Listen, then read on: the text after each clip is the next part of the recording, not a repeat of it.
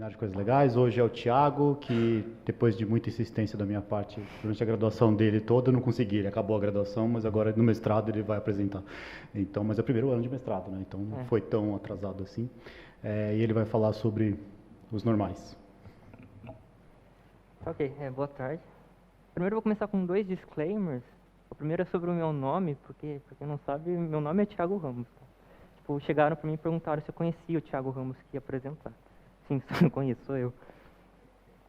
E o segundo é que toda a propaganda do seminário é sobre números normais. Só que eu fui fazendo o seminário e eu percebi que tipo, 80% não é sobre números normais, é sobre teoria ergódica. Daí no final eu vou pôr a cereja no bolo, que é uma aplicação em números normais. Beleza. Eu vou começar com motivação, que eu li essa frase um tempo atrás, que dizia que a história de toda a humanidade está escrita nos algarismos do pi. Qual que é a ideia por trás disso? A ideia é que se a gente atribuísse símbolos para os algarismos do pi, a gente conseguiria escrever exatamente tudo o que aconteceu, tudo o que foi dito dessa forma, sabe? Porque os algarismos do pi, eles iam se distribuir de forma bem aleatória, conforme você ia contando. Só que eu li isso no Facebook, e tipo, por mais que boa parte das coisas do Facebook sejam verdades, algumas não são. Então a gente tem que verificar e a palestra vai ser sobre isso. A gente vai dar uma de Mythbusters e ver se isso é verdade. Tá, e para a gente atacar esse problema, eu vou usar sistemas dinâmicos. Mais precisamente, teoria ergódica. E já várias pessoas me perguntaram o que é um sistema dinâmico, então eu fiz uma pesquisa e cheguei nessa definição bem formal. A teoria de sistemas dinâmicos é a área da matemática que prevê o futuro. Ou pelo menos ela tenta. Então, o que isso significa? A gente vai ter uma função e ela vai agir num conjunto. Certo? Eu vou explicar o que significa agir nesse caso. Mas a gente quer saber como a f influencia os pontos do conjunto que a gente está trabalhando. Certo? Esse é um sistema dinâmico. Então a gente tem uma função agindo num conjunto, a gente quer saber o que a função faz com o futuro do conjunto. Um exemplo. O clima terrestre, o clima meteorologicamente falando. Bom, na década de 60, um matemático, Edward Lorenz, ele trabalhava no MIT, porque eu acho que ele morreu. E ele escreveu simplificadamente, usando um sistema de EDOs, com 3 EDOs, um sistema para simular o clima na Terra. Então o sistema ele incluía variáveis como pressão atmosférica, umidade, temperatura. E daí ele compilava isso no computador dele. Ele fazia uma simulação do tempo. Se ia chover, se não ia chover, se ia fazer calor. Bom, essas equações, elas são conhecidas como equações de Lorenz. Quando você plota isso no computador, é esse desenho que sai. Parece uma borboleta, não é à toa. É desse trabalho do Lorenz que surgiu o termo efeito borboleta. E se sobrar tempo no final eu conto a história do Lorenz, depois porque eu não sei se vai sobrar tempo. Mas é uma história legal, envolve borboleta, caos, o Ashton Kutcher. Né? Bom, isso a gente chama de sistema dinâmico contínuo, porque ele evolui continuamente com o tempo. Certo? Não esse é o tipo de sistema que a gente vai estudar hoje. Só um exemplo. O tipo de sistema que a gente vai usar hoje são sistemas discretos. Eu vou dar um exemplo do que é. Considere essa função, a raiz quadrada, nos reais positivos. Certo? A gente quer prever o futuro dos pontos reais positivos através dessa função. Então, o que a gente vai fazer? A gente vai pegar um ponto e aplicar f no ponto. Esse ponto vai mudar de lugar. A gente aplica f de novo. E fica fazendo isso infinitas vezes. Isso a gente vai chamar de órbita de x. Então, a órbita do x é ficar aplicando f várias vezes e ver esse caminho, esse trajeto que o ponto faz. Isso é um sistema dinâmico discreto porque o tempo é discreto agora. O tempo é dado pelas iterações da função. Bom, se eu pego uma calculadora daquelas de padaria e digito qualquer número positivo e fico apertando freneticamente a raiz, eu consigo prever o futuro, sei exatamente o que vai acontecer com a calculadora. Porque a gente sabe do cálculo que quando eu fico aplicando função raiz quadrada na calculadora freneticamente, eu tenho esse limite. Bom, quando o n vai para o infinito, 2an vai para o infinito, 1 sobre isso vai para zero. Então eu tenho x elevado a zero, que dá 1. Então, previu o futuro. Você pega uma calculadora de padaria e fica aplicando freneticamente a raiz quadrada, eu sei o que acontece no futuro. Converge para 1. Bom, a gente sabe o que acontece. Isso é um sistema dinâmico discreto. O exemplo é bobo, parece bobo. Mas tem funções que elas descrevem, por exemplo, taxa de crescimento de população de animais, sabe? E daí você quer saber, usando uma técnica igual essa, se os animais eles se extinguem, se eles estabilizam em alguma quantidade ou se a taxa estoura e daí, sei lá, você vai ter um problema com animais. Bom, esse é o tipo de sistema que a gente vai trabalhar hoje. Então, o que vocês precisam saber? Como que a F altera o futuro do conjunto? Dessa forma, você pega um ponto, aplica F, ele vai mudar, aplica F. Esse é o nosso tempo discreto, então é um sistema dinâmico discreto. Certo. É uma sub-área do sistema dinâmico, a teoria ergódica. Eu vou explicar para vocês o que é a teoria ergódica. Se vocês prestarem minha atenção na palestra de hoje, vocês vão sair daqui sabendo tudo sobre a teoria ergódica. Na definição que eu dei para vocês, a F e o conjunto, eles podem ser qualquer coisa. Mas na matemática a gente não faz isso. A gente tem uma ideia e daí a gente restringe os objetos. Por exemplo, em topologia, você trabalha com espaços topológicos e funções contínuas. Pode ter uma variedade diferenciável. Então a F seria um diffeomorfismo, por exemplo. Aqui em teoria ergódica, a gente vai pedir que o X, o conjunto, seja um espaço de medida. Eu já vou explicar o que é isso. E a F é uma transformação que deixa a medida do X invariante. Já vou explicar o que é isso também. Aqui tem um detalhe que eu não falei, mas a F tem que ser mensurável. Mensurável é ser equivalente a contínua para a teoria de medida. Mas esse é importantíssimo, só que não é importantíssimo agora. Na verdade, é importantíssimo, mas se eu for explicar isso, vai ficar meio... Tá, o que isso significa? Bom, vamos falar sobre medidas, então. Então, a ideia da teoria da medida é... Pega um conjunto, qualquer conjunto. Você quer medir subconjuntos dele. Então, isso aqui é a definição de medida. Tem um conjunto, tem uma sigma álgebra, já vou explicar o que é isso, e uma função que sai da sigma álgebra nos reais com o infinito. E ela tem que satisfazer essas duas coisas, a medida do vazio, que é um subconjunto de qualquer conjunto. Tem que ser zero.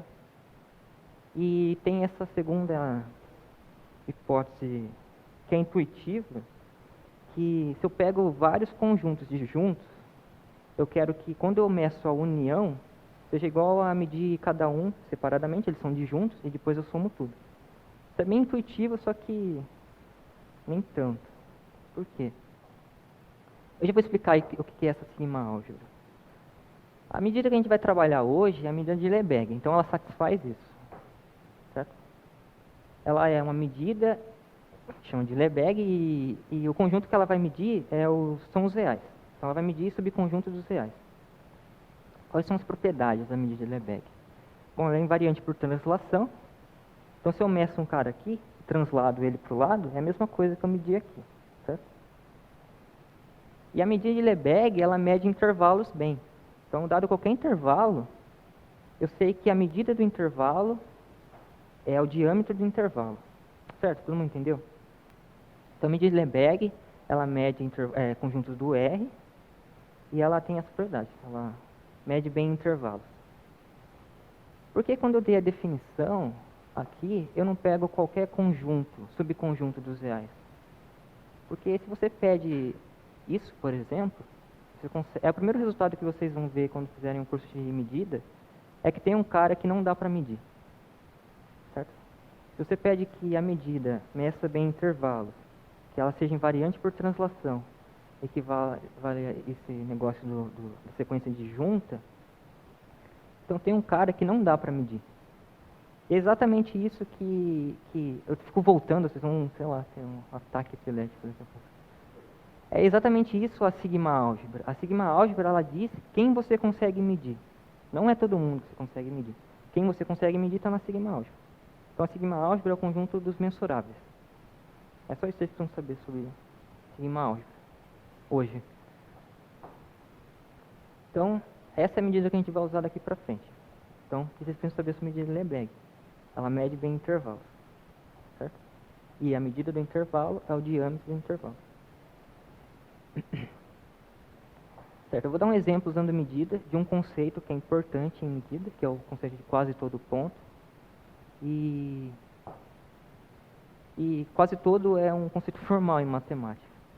Então eu vou explicar o que é. Tá, tem essa proposição que ela diz o seguinte: você tem um conjunto mensurável, você tem outro conjunto mensurável dentro dele, você vai pegando um conjunto dentro do outro. Então medir a interseção é igual a tomar o limite. É intuitivo, porque eu estou diminuindo o tamanho dele. Certo? Bom, vamos medir um ponto na reta. Pega um ponto, o conjunto que só tem o ponto, eu posso escrever ele dessa forma, concorda? Pego o ponto, o intervalo e vou diminuindo o tamanho do intervalo. Quando eu tomo esse limite, só sobra o ponto. Todo mundo concorda? Certo? Então, usando aquela proposição, eu sei que a medida é igual ao limite desses intervalos. Só que o intervalo, o diâmetro, vai tender para zero. Então, todo ponto tem medida nula. A medida de Lebesgue de todo ponto é nula. Certo? Tá. Agora vamos medir os racionais. O que a gente sabe sobre os racionais? Os racionais é uma união disjunta de racionais. Pega todos os racionais e une. Só que ele também é enumerável. Então, eu posso usar aquela propriedade dos mensuráveis disjuntos é igual à soma da medida. Então, a gente tem que a medida dos racionais é zero. O que significa?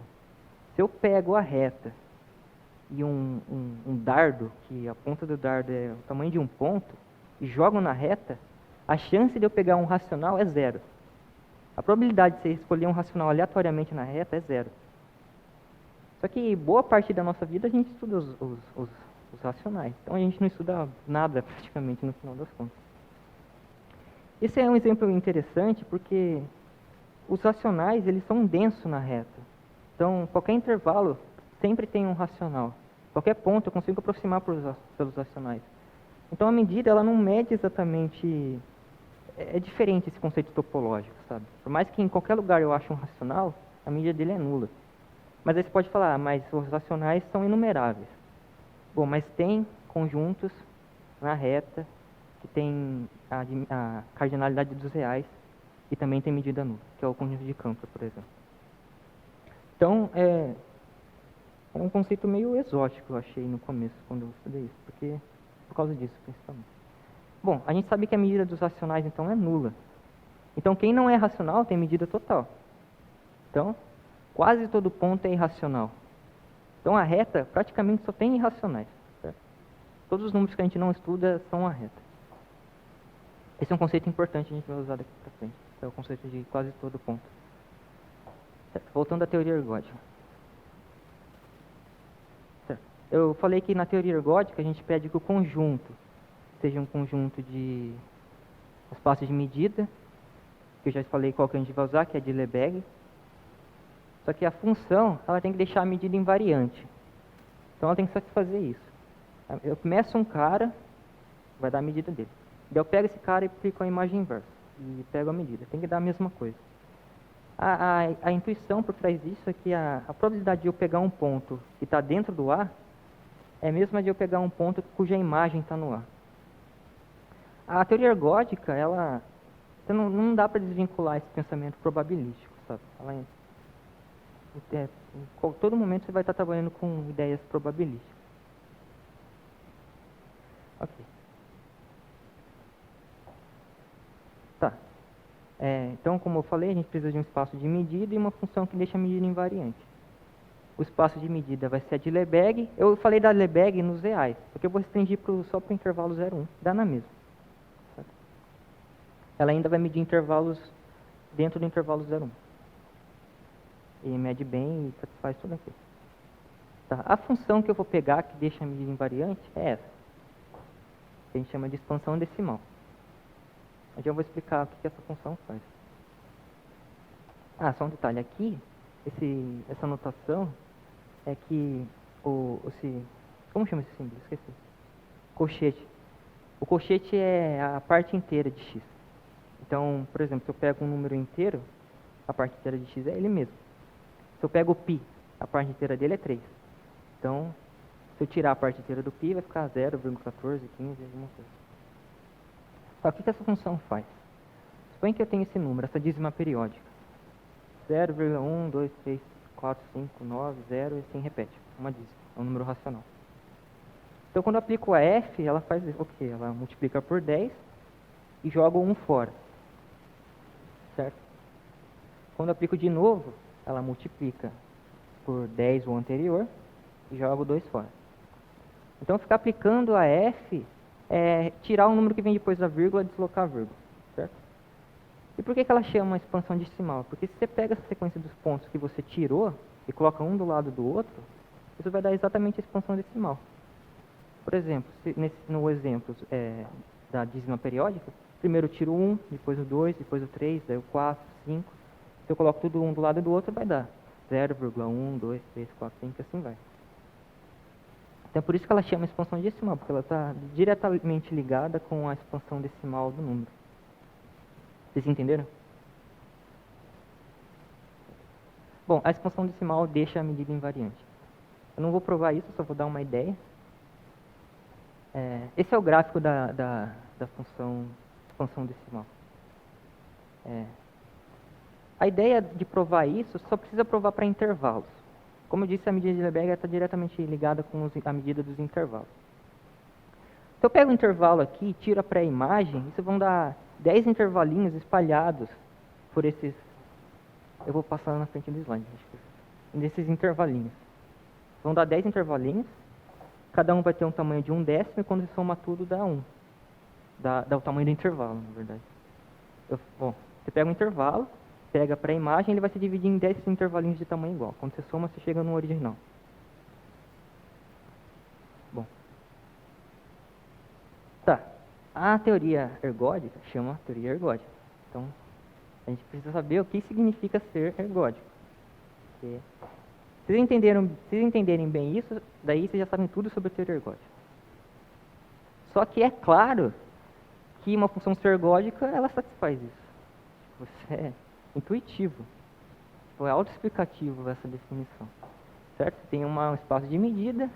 O nosso espaço de medida vai ser o intervalo 0, 1. E uma transformação, que vai ser a expansão decimal. Então, se ela é ergódica, ela satisfaz isso. Claramente. Não, estou brincando. Não é nem um pouco intuitivo isso. Eu vou destrinchar isso para vocês agora. O que significa ser ergódico? Eu vou explicar esse limite para vocês. A primeira coisa é que esse limite faz sentido, porque ele podia divergir sempre, ou esse limite não existir. Mas ele existe por causa do teorema ergódico de Birkhoff. Ele fala que esse limite existe quase sempre. Então faz sentido eu definir isso. Certo? Ok. Então, para um espaço de medida de tamanho 0, 1, a gente está trabalhando com o intervalo 0, 1. Então, ele satisfaz essa primeira hipótese. Uma transformação que deixa a medida invariante, a gente pega a expansão decimal. Se ela for ergódica, ela satisfaz isso. Eu vou explicar o que isso significa. E ela satisfaz isso para qualquer função integrável. Eu vou pegar uma função integrável específica e destrinchar e mostrar para vocês o que isso significa. Pega um conjunto mensurável, que está lá na sigma álgebra, que é um conjunto que a medida consegue medir, e considera essa função. É a característica. Você pega um ponto e aplica G nela. Ela vai dar 1 se o ponto está em E e 0 se não. Certo? Ok. Essa é uma função integrável. E da teoria da medida, a integral dessa função, ela dá exatamente a medida de E. Não é difícil ver isso. Pode pensar como integral de rima. Você tem um conjunto e ela vale 1 sempre, ou seria meio que tomar o lado vezes a altura. Certo? Então, do lado direito, nesse caso, a gente tem a medida de E. Vamos entender o que significa o lado esquerdo. Eu tenho esse limite do lado esquerdo. Bom, a G de E, ela dá 1 se essa iterada do x está em E. E dá 0 caso contrário. Então, eu vou contar n iterações do x. Essa somatória, ela vai dar uma soma de 1s e zeros e vai dar exatamente a quantidade de vezes que o ponto caiu em E, por essa órbita, essa brincadeira de ficar aplicando. E depois eu divido por n e tomo o limite. Isso dá uma Bom, então eu posso escrever aquilo dessa forma, exatamente a cardinalidade dos iterados de x que caem em E. Certo? Por aquele limite, isso é igual à medida do E. Então eu tenho isso. Certo? Essa brincadeira toda que a gente fez com a característica, ela dá uma relação para a gente entre média temporal e média espacial. Desse lado aqui, eu tenho uma média temporal. E desse lado aqui, eu tenho uma média espacial. A raiz da teoria ergódica, ela vem disso, vem da física. E está um pouco abstrato, mas eu vou começar com um exemplo. Bom, um exemplo prático para vocês entenderem o que é uma função ergódica. Pega uma cidade fictícia chamada Cajubi. Certo? Cajubi tem 1.000 metros quadrados. Uma cidade pequena. E como a cidade de Cajubi é pequena, ela satisfaz o axioma de cidades pequenas, que é Cajubi tem um coreto. O coreto de Cajubi tem 100 metros quadrados. Certo? Então o coreto de Cajubi ocupa 1/10 da cidade. Certo? Então eu tenho o nosso espaço de medida, que é a Cajubi. Eu sei a medida total de Cajubi, que é 1.000 metros quadrados. Eu tenho um subespaço mensurável, que é o coreto. E usando essa ideia aqui, o que eu posso falar? Quase todo habitante de Cajubi, ele passa 1/10 do tempo dele visitando o coreto. O tamanho do coreto é a minha média espacial. Certo? Ah, peraí, eu não esqueci. Eu tenho que supor que os habitantes de Cajubi, eles caminham pela cidade ergodicamente. Certo? Se eles caminham ergodicamente, então todo habitante de Cajubi passa 1/10 do seu tempo no coreto. Por quê? Essa é a relação entre média espacial e média temporal. O espaço do coreto é 1/10 do espaço total. Então esse é exatamente o tempo que ele vai passar no coreto. É mais que isso.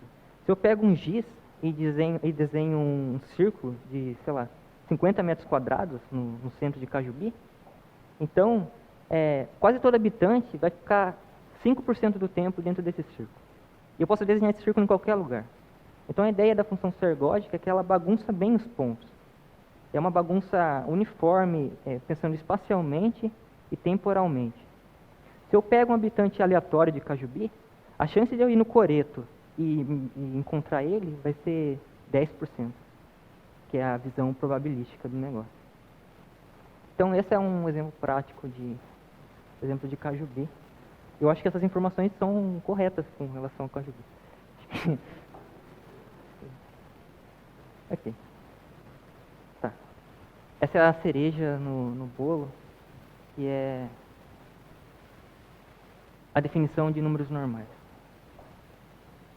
Esse é um negócio interessante que eu gosto bastante de teoria ergódica, é que ela é uma parte da matemática, que surgiu da física. Você usa ferramentas da medida, da matemática, e tem aplicações em teoria dos números, por exemplo. Isso é uma aplicação de teoria dos números. Tá, o que é um número normal? A gente pega um número no intervalo 0, 1 e decompõe ele na sua forma decimal. E daí eu conto a frequência com que o dígito 0 aparece na decomposição decimal do número. Se esse número é normal, eu sei exatamente a frequência, vai ser 1/10. Se eu conto a frequência com que aparece o dígito 5 no número normal, eu sei exatamente qual é a frequência, vai ser 1/10. Se eu pego uma string de tamanho 2, por exemplo 11, se o número é normal, eu sei exatamente a frequência com que a string 11 vai aparecer na decomposição decimal do número.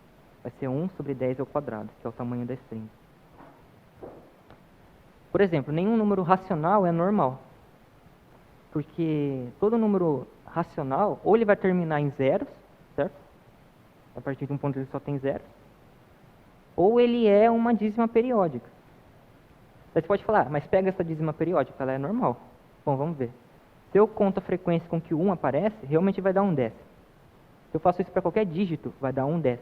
Porque ela é uma dízima que ela respeita isso. Eu fiz ela para dar isso. Só que pega a string 11. Qual é a frequência com que aparece na decomposição? É 0. Nunca aparece 11 aqui na decomposição. Então, esse é um resultado. Nenhum número racional é normal. Só que a gente mostrou que a gente quase não tem... Todos os números são irracionais. Então, isso não serve para nada, é só um exemplo. Tá. A função, a expansão decimal, é ergódica. E se ela é ergódica, então quase todo número real é normal. Eu vou explicar isso. Considere esse intervalo, o que vai do 0 até 1/10. Ah, tá. Primeiro eu tenho que falar que essa função ela é ergódica de verdade. Ela é ergódica de verdade. Não, para provar isso, não usa aquele limite bizarro que eu coloquei. Tem uma equivalência que sai mais fácil. Só que eu não pus a equivalência porque pra gente vai servir melhor o limite. Só que é verdade isso. É uma continha. Enfim. Então ela é normal, ela é ergódica, vocês podem acreditar em mim. Então quase todo número é normal. Por que quase todo número é normal? Pega, por exemplo, esse intervalo, que vai de 0 até 1/10. Ele é mensurável porque ele é um intervalo, a gente colocou a medida de Lebesgue em média intervalo. Se é f ergódica, então vale esse limite, que foi o que eu falei para vocês, que é isso aqui. Certo? A quantidade de vezes que a órbita de x cai nesse intervalo é exatamente 1/10. Certo? É a aplicação de ser ergódica. É a aplicação de ser ergódica usando a característica de 0 até 1/10. Mas enfim, se ela é ergódica, vale isso. Mas o que significa, se o x é dessa forma 0,1 a 2 a 3, onde cada i é um dígito de 0 a 9, o que significa fn estar nesse intervalo? Bom, o fn está nesse intervalo se somente se o an é igual a 0. Por quê? Pega esse exemplo. O x é igual a 0,2301. f3 de x está no intervalo de 0 a 1/10, porque o terceiro dígito do x é 0. Vocês concordam? Quando eu aplico o f, eu vou jogar fora o 2. Aplico o f de novo, jogo fora o 3. Sobrou quem? O 0. Então ele está no intervalo que vai de 0 até 1/10. Agora, a quarta iterada de x não está aqui nesse intervalo. Por quê? Porque o quarto dígito do x é 1. 1 é 0. Então, pelo limite acima, a gente sabe que se isso aqui acontece, então a frequência que aparece o dígito 0 para o x é exatamente 1/10. Só que a gente pode repetir isso para o intervalo que vai de 1/10 a 2/10. Aí você vai ter que o intervalo que a frequência com que os dígitos 1 aparecem em quase todo número é 1/10. A gente pode fazer isso para o 5 também, que é o intervalo que vai de 5 décimos a 6 décimos. Certo? Então, satisfaz para os algarismos, para os dígitos de 0 a 9. Para fazer para string maior, de tamanho k, é a mesma ideia, só que você vai aplicar k vezes a f, em vez de uma vez só. Então, quase todo número é normal. Então, quase todo número satisfaz isso. Se eu pego um número na reta qualquer, eu sei exatamente a frequência com que aparece cada string de tamanho k. Vai ser 1 sobre 10 elevado a k. Certo? E por que isso é legal? Pelo menos eu acho. Aqui eu estou com medo, porque eu fiz todo um sensacionalismo e estou com medo de dar meio que um seminário João Kleber, sabe? Tipo, a revelação bombástica não é tão bombástica assim. Mas a revelação bombástica é o seguinte, esse teorema que eu chamei de 42, que se um número é normal, então a história da vida, do universo e tudo mais está escrita nos seus algarismos, na sua expansão decimal. Pelaquela discussão no começo. Eu posso associar símbolos para os algarismos do número, que é normal. E como ele é normal, eu sei que toda string, qualquer coisa que eu escrever, tipo, se eu escrever um livro, Game of Thrones, que isso é uma string gigantesca, mas está lá, é uma string. Ela vai aparecer na decomposição do x infinitas vezes. E eu sei exatamente a frequência. Vai ser um número gigante, mas vai estar lá. Então, se eu tenho um número normal, eu posso, por exemplo, procurar as dezenas da próxima mega da virada, sabe? Porque vai estar lá, porque é só uma string de números. Então, realmente, eu consigo escrever a história da vida, no universo e tudo mais, em quase todo número, porque quase todo número é normal. Certo? Certo. Então, tá. Daí a gente volta na motivação do começo. A história da humanidade está escrita... Se isso é verdade, não implica que o π é normal. Mas se o π é normal, implica isso, vocês concordam? Porque foi o que eu acabei de falar. Certo? Mas então, será que π é normal?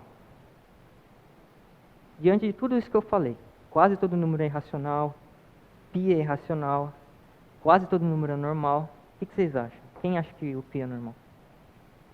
Ninguém acha que o π é normal. Quem acha que o π não é normal? Uma pessoa acha que o π é... E o resto aqui, sei lá, veio de Cajubi, né? E não gostou do exemplo. Aqui. Então, a resposta é não sei. Ninguém sabe se o π é normal. Ninguém sabe se o raiz de 2 é normal. Ninguém sabe pegar um número irracional e mostrar que ele é ou não normal. Tá, mas tipo, eu prometi pra vocês que eu ia ensinar... Tipo, eu acabei de falar, vocês podem pegar um número normal e descobrir a próxima dezena da mega da virada. Essa é a aplicação mais útil para essa teoria. Achar e ficar milionário. Só que assim, eu falei que a reta, quase todo número é normal. Só que eu também falei que quase todo número que a gente conhece é racional. E nenhum número racional é normal. Então, isso que eu falei até agora não serve para nada para procurar a próxima dezena da mega da virada. Então, vocês não precisam ficar frustrados porque não tem um jeito de dizer se um número é normal. Ninguém sabe ainda. Mas a gente consegue construir alguns números normais.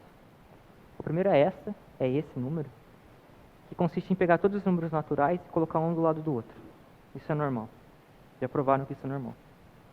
Que é a constante desse cara. E esse nome, sabe quando você lê um livro e tipo, você vê o nome do personagem e daí você inventa um nome na sua cabeça e daí você vai conversar com outra pessoa e ela pensou em outro nome? Então, essa pra mim é a constante de Schopenhauer. O próximo número que é normal é esse. Ele consiste em colocar todas as strings de tamanho 1, um do lado do outro. Aí, então vai ser 0, 1, 2, 3 até o 9. Aí todas as strings de tamanho 2, 0, 1, 0, 2 até o 99. Aí você faz com 3, com 4, coloca todo mundo, isso é normal. Isso não tem nome. Pelo menos eu não achei o nome disso. E o terceiro, que é o mais impressionante, se você coloca todos os primos um do lado do outro, isso dá normal. Isso foi descoberto pelo Copeland e pelo Erdős. Claro que tinha que ter a mão do Erdős em algum momento. E eu não pus o acento no Erdős ainda. Tem um acento no O, eu acho. Isso aí você prova usando aquele teorema de distribuição dos números primos. Mas é bem impressionante. Então tá aí, vocês podem pegar qualquer um desses e procurar a próxima dezena da mega da virada. É claro que vocês vão encontrar várias dezenas que não são da mega da virada também, né? Ok. Tá. Antes de falar as referências, eu queria deixar uma mensagem motivacional para vocês. Eu vi uma lenda uma vez, uma história, que os Beatles, eles lançaram aquele disco Sgt. Peppers. E dentro do disco tem a música Sgt. Peppers. Acho que quase todo mundo já deve ter ouvido. E quem conhece sabe que é uma música toda psicodélica e é cheio de arranjos e tem um monte de instrumento exótico. E os Beatles, a lenda que eu conheço pelo menos, é que eles se recusavam a tocar essa música ao vivo, porque eles falavam que era impossível tocar essa música direito ao vivo, sabe? Com toda a psicodelia bom. E eles não tocavam essa música ao vivo. Corta a cena, Jimi Hendrix recebe uma cópia do disco, ouve o Sgt. Pepper e fala, pô, tá aí, vou tocar essa música no meu show. Ele toca e quem ouviu falou que foi sensacional e foi ultra psicodélico, enfim. E a moral da história, quando eu li, é que Jimi Hendrix não sabia que era impossível, foi lá e fez. Pra mim, ele fez porque ele era o Jimi Hendrix. Só que a mensagem que eu queria dizer pra vocês é que esse problema é um problema fácil de entender. Vocês conseguem explicar esse problema para um cara no ensino médio, por exemplo. Pega um número, conta quantas vezes aparece string e vê se é normal. Só que, tipo, ninguém tenta tratar esse problema porque acha que é muito difícil, sabe? Então, às vezes, o problema só precisa de uma cabeça que não sabe que é impossível, sabe? Ou de um Jimi Hendrix. Bom, era só isso que eu tinha pra falar. Aqui estão as referências. O primeiro livro eu tirei praticamente toda a teoria, que é a teoria ergótica aplicada à teoria dos números. O segundo livro é para quem tem interesse em saber o básico de sistemas dinâmicos. O livro do Devaney. Esses dois livros tem na biblioteca do ICMC. E o terceiro é um livro que não tem teoria matemática nenhuma. É só divulgação científica, explicando a teoria dos sistemas dinâmicos e como surgiu. Tem a história do Lorentz também. E é isso.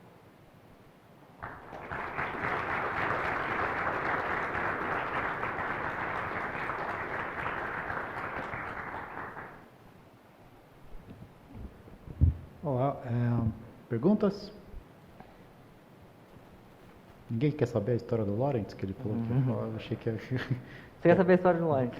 Esse é o momento pra mim, sabe quando o cara vai dar entrevista no Jô Soares e daí ele vai embora e todo mundo fala, Então, Tipo, eu tava esperando que alguém perguntasse a história do Lawrence. Vou voltar na história do Lawrence. Então, mais um momento João Kleber, porque talvez não seja tão bombástico, né, a história do Lawrence. Mas o Lawrence, ele simulava as equações no computador dele, e o pessoal até brincava com ele, falava, e aí, Lawrence, como está o clima no seu computador e tal, né? E uma vez o MIT teve que desligar os computadores, sei lá, e beleza, né? Ele perdeu todos os dados, ele tinha impresso os dados, e sei lá. Para ele, depois, simulando por uma semana, em uma semana ia chover no MIT, sabe? Daí ele resetou todos os dados, pegou todas as informações iniciais que ele tinha, jogou no computador e simulou de novo por uma semana. No final de uma semana, estava nevando no MIT. Ele falou, peraí, tipo, pus as mesmas informações, o computador não vai alterar. Ainda mais os computadores da época. Não tem como o computador alterar. Então, o que aconteceu? Será que o computador está com algum problema? Então, ele abriu todos os computadores, viu se tinha algum problema, não tinha nada. Simulou de novo, deu a mesma coisa. O que o Lawrence descobriu é que quando ele colocou as informações iniciais de novo no computador, ele não colocou exatamente as mesmas informações. Ao invés de colocar os números com uma precisão de, sei lá, 20 casas decimais, ele colocou só 19. Isso foi suficiente para mudar de chuva para neve no MIT. Bom, isso é o que a gente chama de sistema dinâmico caótico, se ele é sensível às condições iniciais. E é daí que vem o termo efeito borboleta, que fala que se uma borboleta bate a asa no Brasil, então ela pode gerar um furacão no Japão. Acho que tem furacão no Japão, né? Tem todo tipo de catástrofe no Japão. Até lagarto gigante. E é daí que vem esse termo, que qualquer modificação no clima, ele pode alterar o futuro. Num sistema dinâmico caótico, qualquer alteração inicial altera totalmente o futuro do sistema.